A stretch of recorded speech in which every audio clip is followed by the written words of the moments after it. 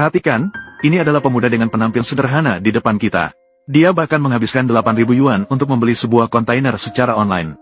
Tak pernah terbayangkan bahwa setelah modifikasi yang cerdas oleh pemuda itu, kontainer itu berubah menjadi sebuah studio yang indah dan fungsional. Ketika studio itu selesai dibangun dan produk ditampilkan, seluruh desa terkejut. Mereka pun bertepuk tangan dan memuji. Mereka memuji pemuda itu sebagai seseorang yang menerapkan ilmu yang didapat dan benar-benar berbakat. Ternyata pemuda itu adalah lulusan terbaik dari Universitas Desain Industri. Setelah lulus, dia tidak pergi ke kota besar untuk berkarir. Sebaliknya, dia memilih untuk kembali ke desa kampung halamannya dan memulai bisnis bersama pacarnya. Awalnya, ketika orang tuanya mengetahui hal itu, mereka sangat marah dan menyalahkan pemuda tersebut. Mereka bertanya mengapa dia harus meninggalkan kondisi yang baik di kota besar.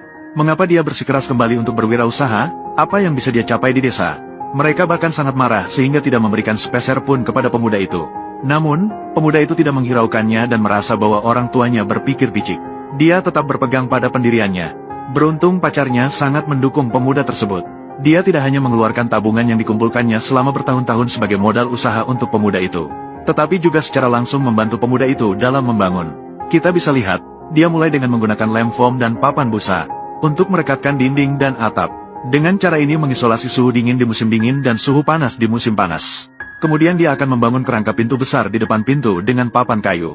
Di sini perhatikan detail instalasi. Pemuda akan meninggalkan celah tertentu di tengah papan kayu. Dengan cara ini, meskipun papan kayu mengalami deformasi akibat pemuaian dan penyusutan karena suhu, tidak akan menekan dan merusak pintu kaca. Setelah memasang pintu kaca ini, transparansi cahaya di seluruh ruang interior juga akan lebih cerah. Tertekan oleh pacar yang suka kebersihan, pemuda terpaksa membersihkan seluruh pintu kaca sebelum selesai, karena bekerja sampai larut malam hari sebelumnya. Jadi pemuda bangun pada keesokan harinya dan sudah malam lagi. Memanfaatkan malam yang sejuk, pemuda mulai memasang papan gipsum, agar setiap papan gipsum terlihat rata dan halus.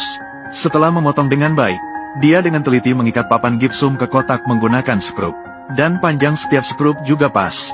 Tidak akan menyebabkan kebocoran karena menembus kontainer.